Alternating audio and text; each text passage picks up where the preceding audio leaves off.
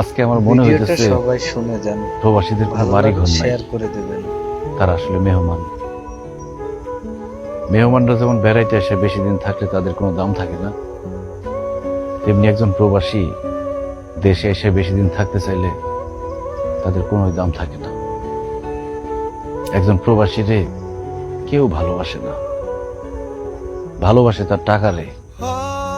টাকা যতদিন থাকে ততদিন তার মাথায় তুলে রাখে, টাকা শেষ হয়ে গেলে মাথা থেকে আছাড় দিয়ে ফালাই দেয়। বাবা মা ভাই বোন শ্বশুর শাশুড়ি সবার কাছে একজন প্রবাসী শুধুই টাকার মেশিন। তারা খালি চায় এই মেশিনটা যাতে টাকা দেয়।